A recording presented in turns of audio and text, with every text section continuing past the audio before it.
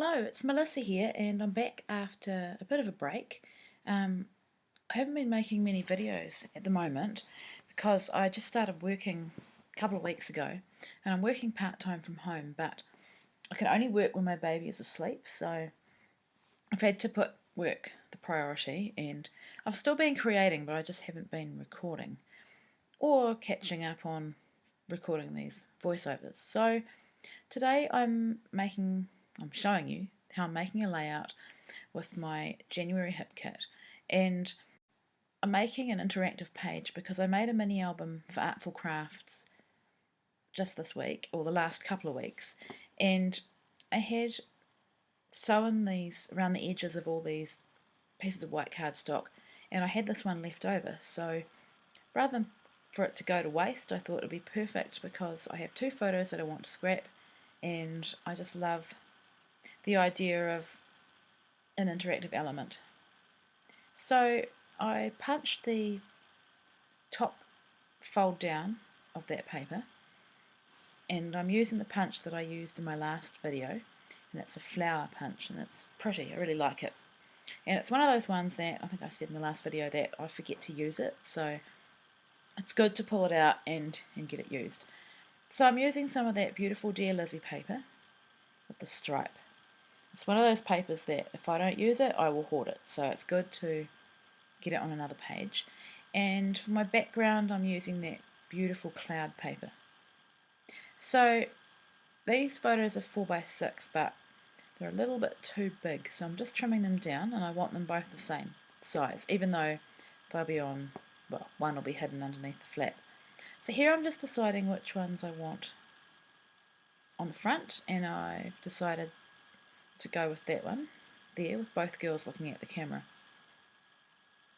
So I want to have a mat around them, and because those clouds are quite full on, it's quite a large repeating pattern, I want to use a smaller pattern, and this little white with pink polka dot is perfect.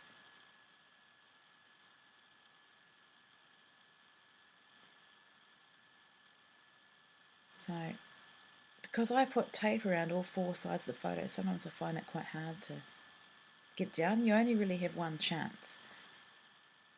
So I've managed to do that. I love working with Dear Lizzie products, and this range really is no exception. It's just beautiful.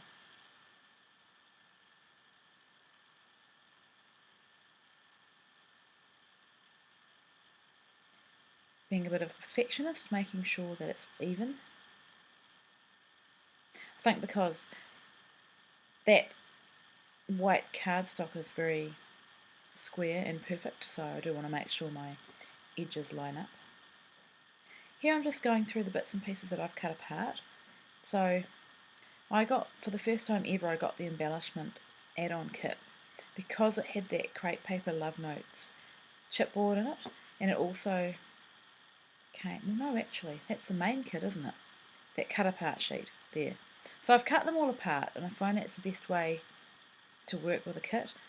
Cut the bits apart, put them all together, and then just work out what I want to use. So that's a acetate piece there, and I didn't actually staple below, I was just testing out to see if it would work. But I like the way it sort of just hangs there.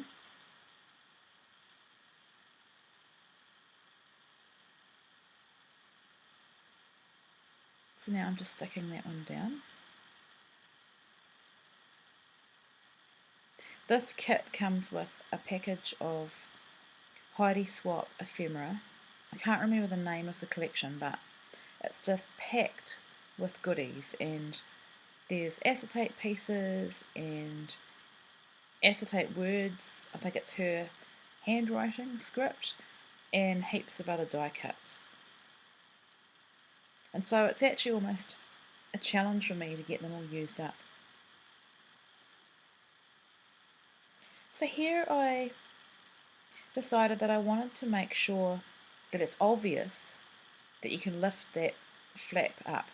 So I got my little tab punch, and at this point I've decided that it needs one on the back as well to make it stronger.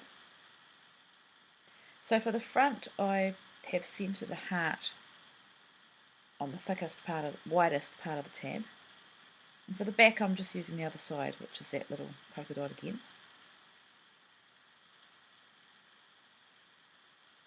I'm just using some double-sided tape to secure that.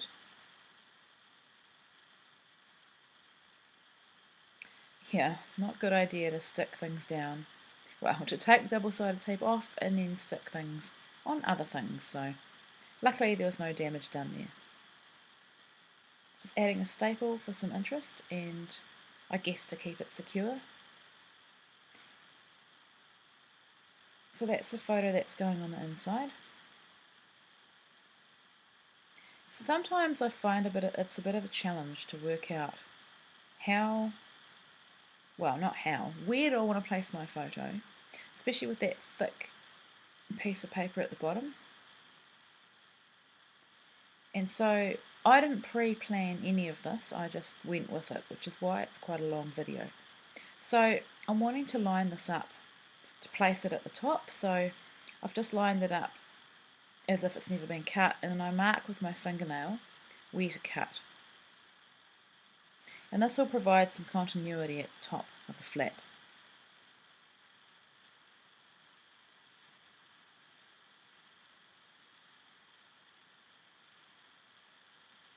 So I've cut a really thin piece for the top.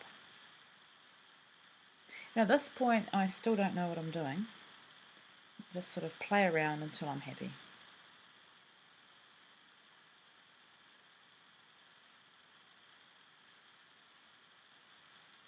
That would have been some overhang of the double-sided tape, so I've cut that off.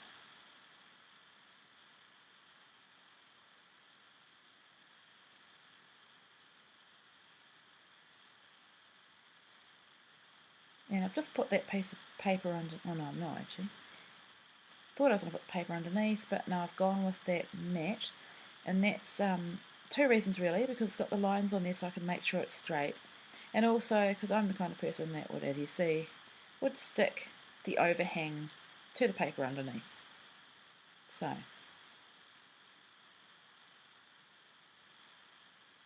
these photos are of my girls, and I think we took them in January, during school holidays anyway. And after dinner we went to the local lake, which is about 2 minutes away, and we went for a little walk. And of course I took my camera because the light was perfect, and I just took some photos of the girls, and these are very natural photos, and Azaria, my middle child, oldest daughter, took her little harmonica with her, and so she was playing it to Brielle, and I thought, that's such a lovely photo. And the one at the front is both of them just smiling for the camera, which they are good at. So this paper is great, and it's going to be perfect for journaling on because it has those lines on it. And I love that the pink matches the pink in that diagonal paper. These are the Dear Lizzie scripty words, and they're die cuts, and they're made of very thick paper that you can watercolour or mist. And in this one I just love it left plain white. Works really well, so that's how I'm going to leave it.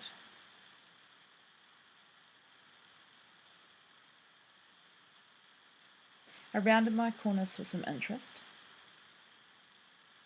I'm just placing that down with some Tombow. I'm nearly at the end of my Tombow now, so it can be quite frustrating when I want to get it out. First world scrapbooking problems again.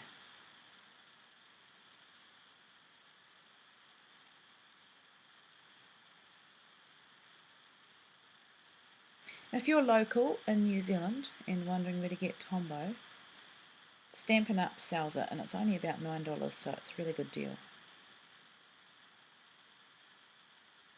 So here I'm rounding my corners of my photo to match that journaling piece.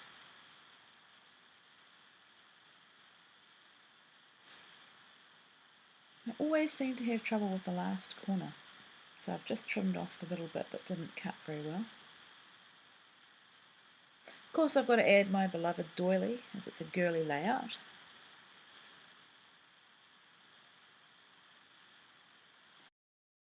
So now I've got my sewing machine out, and to provide some texture and interest on the inside of that flap, I'm just sewing down that stripe paper.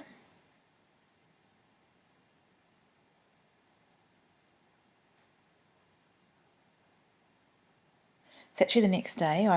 My computer had a major meltdown last night, and from this point on, I made this layout in 2 goes, and when I came to do my voiceover for this part, because I'd taken the card out of the computer had a big meltdown and couldn't find what I'd already uploaded, so a little bit strange, but anyway, on with the layout.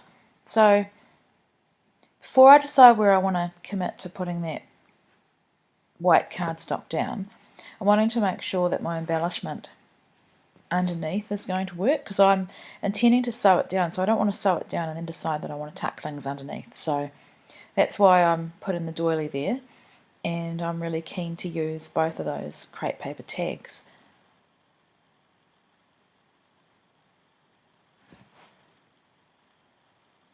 So even though I'm going to stitch it, I still need to put a little bit of adhesive on it, so I'm happy with the positions of where those elements are. And I've just skipped ahead because it's not interesting dealing with double-sided tape, but now that I've committed to those, I'm going to get them down.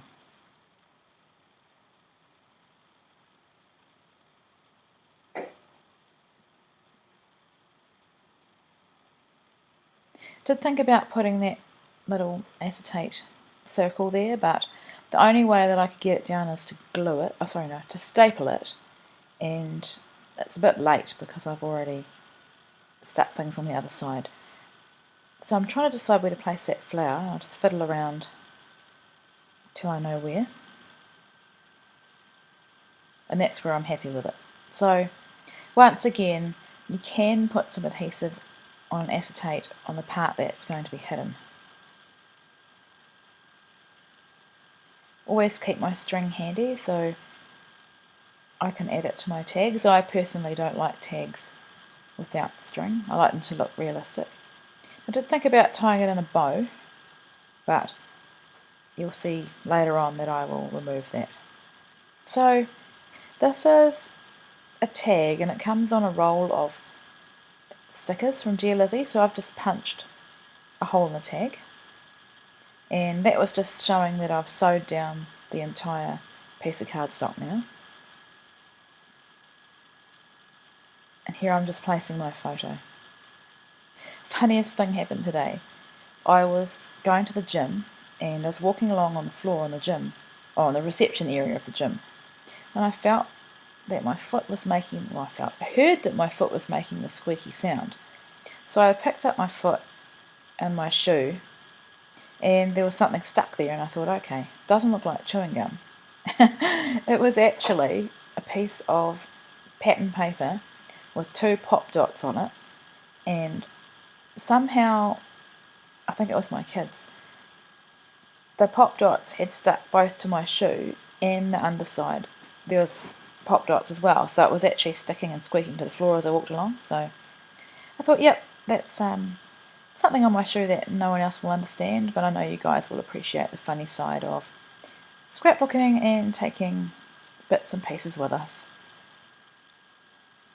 Okay, so with this flower, because it's acetate, but it's also quite opaque, so I can add my double-sided tape behind the opaque parts and you can't even tell.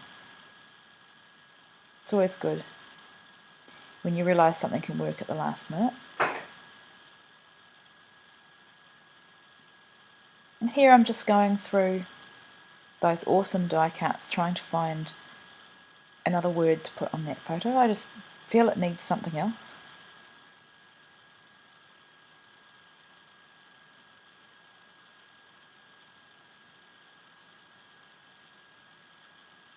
There is so much. I know I've already said it, but there really is so much in there.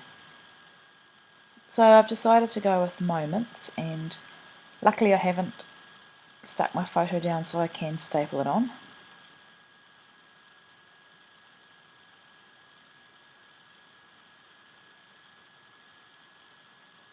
One good thing about double-sided tape is you can rip the backing right off where the staples are, no trouble at all.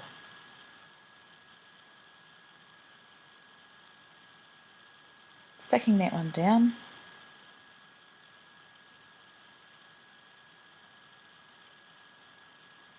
This really is quite a simple layout. Because that background paper is so beautiful and quite detailed, it doesn't need too much. Like, I don't go overboard with the embellishments. I think the 3 tags and the doily look great. The twine or the string provides a bit of texture. I've got extra texture with sewing and staples, and the photos really are so lovely that I don't want to take away from them.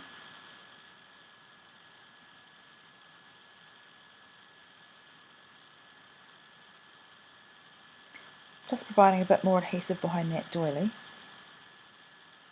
I don't like to completely glue them down, I like them to look like they have a bit of movement. Now that little vase of flowers has to be my favourite puffy sticker on that sheet, and I think that little spot there is perfect to feature it. Nothing else is going to work on this layout from puffy stickers, and then I'm now putting some words down. I don't know about you guys, but I find these words really hard to use. Not these specific words, I find sheets of words in general quite hard to use. I struggle with where to place them.